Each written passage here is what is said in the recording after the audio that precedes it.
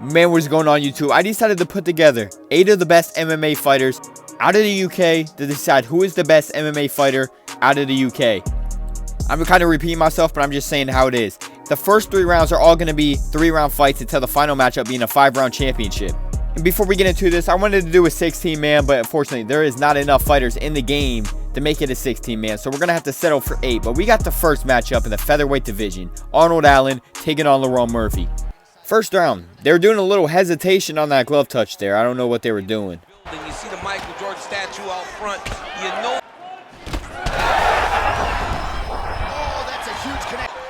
Oh, good block there. Oh! Forget it. He's hurt. Serve him up. Go get him. With that strike. Massive head kick. That was lightning fast, that right hand.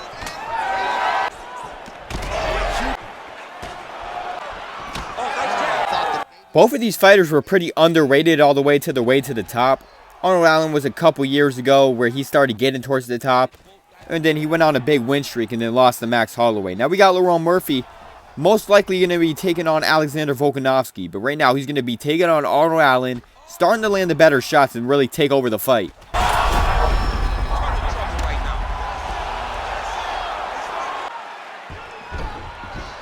Now he's going full mount. Oh, he's setting up for a submission now. From the bottom lands to the head. Oh, and now he gives up on the submission. Fought to the very last minute before he gets. Will try to shut that cut on the bridge of his nose. Skin swell right away. Oh, big shots raining down. And how much more can Lerone Murphy, although he's not really known as a finisher, he's really putting it on Allen, landing lots of damaging shots. He already dropped him over 5 times, going for that UFC record. But right now, they're just switching positions on the ground till Lerone Murphy let him back up to the feet. And then he ended up getting caught right away, so probably not a good idea. Putting his hands out for the leg kick, but then he gets hit by an overhand and a couple more punches after. Arnold Allen seems like he would really need a finish after losing the first 2 rounds, so he's starting to put it on Lerone. another strike hit. He's targeted now. He's been hitting that. Oh, he jumped guillotine right away. Oh, nice guillotine there. Oh, that Kimura looks tight. What a fight is. For the winner by majority decision. All right, so you don't see that every day, DC. Majority decision. The fight ends in a majority decision. Probably the only reason it didn't end in a draw is because it's a tournament and it just can't end in a draw. But I assume Arnold Allen got the 10-8 in round 3, then lost the first 2 rounds. But now we're in this next fight. We got Paddy Pimblett taking on Muhammad Mokaev. Muhammad Mokaev, he got cut from the UFC while being undefeated, getting towards the title shot, only at like 22 years old. Because there was a lot of behind-the-scenes stuff, and then he ended up having a pretty boring fight against Manel Kape. I'm pretty sure they cut him mostly because of the behind-the-scenes stuff, and having that not-so-exciting fight against Manel Kape probably didn't help. I don't think he was a boring fighter overall. He had a lot of pretty good fights in the UFC, but they ended up cutting him, but now he's going to be taking on Paddy Pimblett. All right, crowd absolutely loving it as the fighters, however competent. There you go. There you go. Well, he's on his back, but he's moving his huge elbow there. Doesn't get fit. Oh, I mean, you don't get those opportunities very. After both fighters just throwing a whole bunch of random stuff on the feet, this fight ended up getting to the ground by Muhammad Mokaev, getting the takedown, but Paddy Pimblett was able to reverse him, get onto his back, getting some punches off, but not too much damage, able to get him in a crucifix. Not really any damage there, but went for a submission, wasn't able to get it. Split decision. Muhammad the Punisher Mokaev.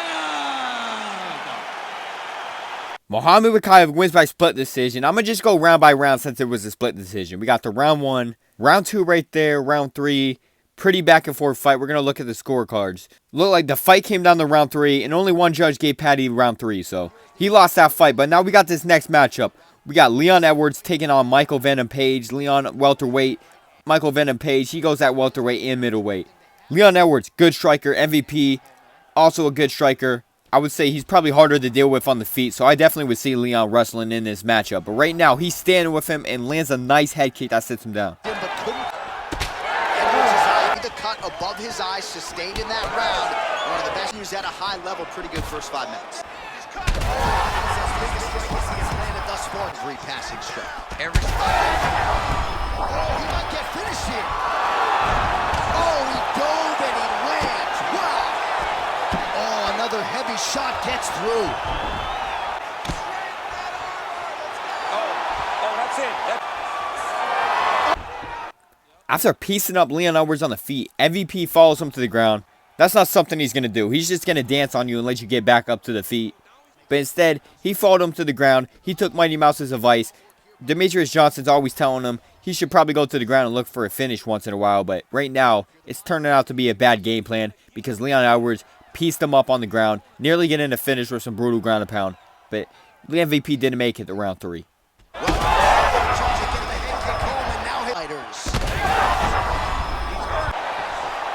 Lands a big elbow there. The target.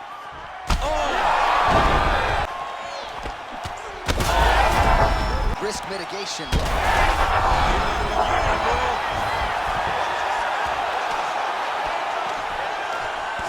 Well, no surprise to see him win.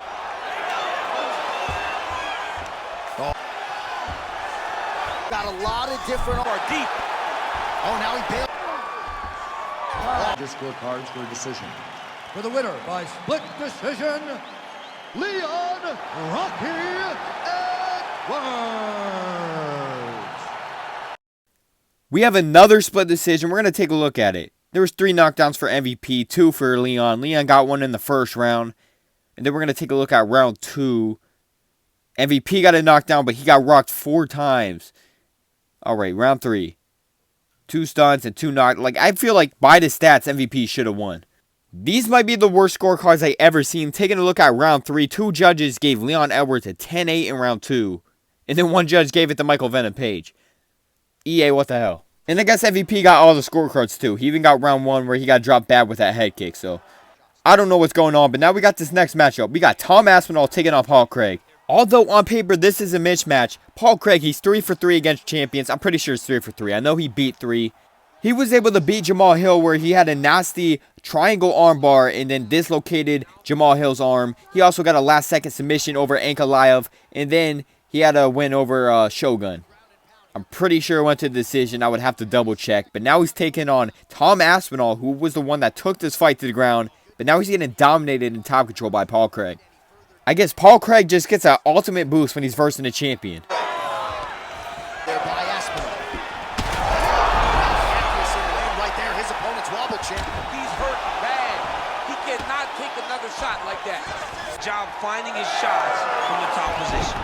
Here, champ. I mean, oh, he's got a guillotine here. And not allowing his opponent to get the submission victory. Defense. This is a great position for a top fighter. I like half guard. Aspinall, he was the one that took the fight to the ground in the first round. The second round, he got dropped, but they were going back and forth on the ground. Now we're getting into round 3. There's a cut open up on Aspinall, and Paul Craig's over here just shooting a double leg, getting Aspinall to the ground. Paul Craig, he usually has a weird way of getting to the ground. It's usually not a takedown. He's not the best at finding takedowns, but he has nasty jiu-jitsu. I just said jiu-jitsu. I was thinking BBJ, and then I said jiu-jitsu, and I don't even know. My fault. Also, I just said BBJ. What the hell? I can't talk right now.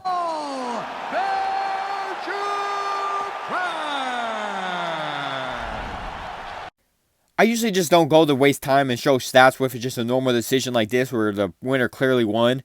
But Paul Craig, man, he got 30-27 across the board, 30-26, and that makes it to the semifinals. Paul Craig is now 4 for 4 against UFC champions. But this next round, we got Lerone Murphy taking on Muhammad Mokaev to start things off. And for a flyweight versus featherweight matchup, Muhammad Mokaev's size doesn't look too far off from Lerone Murphy. That's probably more of a problem on the game. What are you doing? Oh, somehow, some way. Now going to position over submission as he bails on the sub. He's postured up. Right there, nice. Oh, man, that connection right there. I'm not sure his opponent knows where he is. He is on P3 right now. He's seeing Tweety Bird over the top of his head. When you take a hook like that in the hold, and it's allowing him to really control. Round. Cut man in there quickly as usual to try to seal it up. Mokaev is just not able to compete on the feet. He's getting beat up and taking lots of damage. And even when it's on the ground, he's not getting off too much. He's not too dominant on the ground. So Lerone Murphy's doing a good job of surviving. Mokaev going for an armbar. Murphy's out of it. He gets the position back, but Murphy's right back up to the feet and lands a nasty combo and puts him to sleep. We got Leon Edwards taking on Paul Craig. Leon Edwards, I want to say Lerone Murphy's big brother, man. There's just a lot of similarities in their style, but actually, I don't even think he's older than him. I could be wrong, but I'm pretty sure he's actually younger than Lerone Murphy.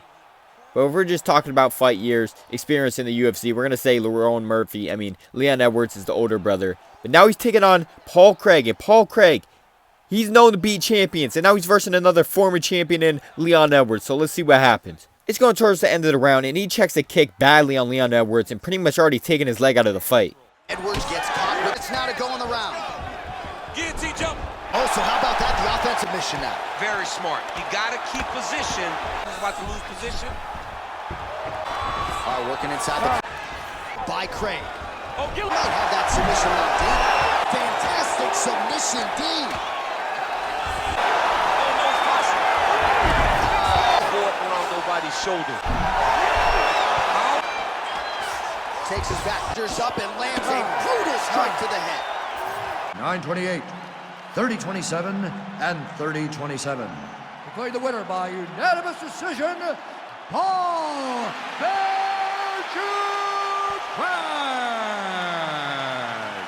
Paul Craig does it once again, beating another champion.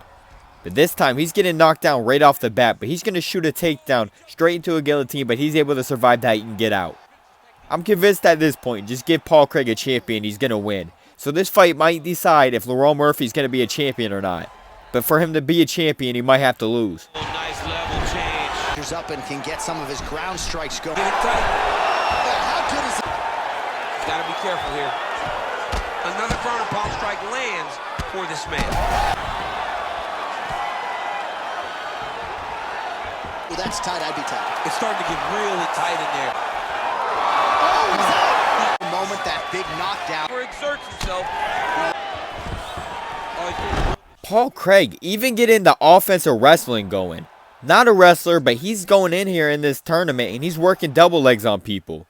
And they have people making dumb mistakes against him. I guess that's just common against Paul Craig. People make mistakes. They do dumb stuff. Paul Craig levels up. Lerone Murphy's over here going for submissions on him. Playing with him on the ground, which I don't know why he's doing. He could dominate this fight on the feet, but he's staying on the ground. And he's just getting beat there. You never have? Nope. Lucky guy. Now we go with this third round of this. This fight's going to be over, DC. What a great way of mixing up his attack. He did have a wrestle. He's confused. You're on your back. Lerone Murphy gets taken down again. He was able to defend a few takedowns, but he got taken down again. Taking nasty ground and pound for Paul Craig. I probably have to take a look at Paul Craig's stats because I don't know how good his takedown is, but it really shouldn't be good because he's not a takedown dude at all. I'm going to have to look back at some of his fights, but I'm pretty sure like most of the time when he's getting into the ground, it's not from his takedown. It's either like he has like a weird position in the clinch and kind of pulls guard a bit, or kind of gets taken down and maybe lets them get a takedown on him. Usually if someone's going to get a takedown on him, he usually just lets it happen. But I have to rewatch because I really don't think he got like much, and he probably has less than 5 takedowns in the UFC. That might be untrue. Less than 10, I'm going to say. Last man standing. Oh, he's wobbling down. On the other side, he's going to... Once he gets across, he will start to drop his chest to the mat and chase the finish. And your winner by submission. And gets it done by way of submission. He told us this week, I got to keep... Going into this tournament, I thought Tom Aspinall was just going to run through it. But Paul Craig goes in there and he just pretty much dominated everybody. He took some damage, but he goes in there and just finds a dominant finish on these people, or a dominant decision. And he's going to go ahead and win it all. Paul Craig with a belt on his shoulders, something I did not think I would see.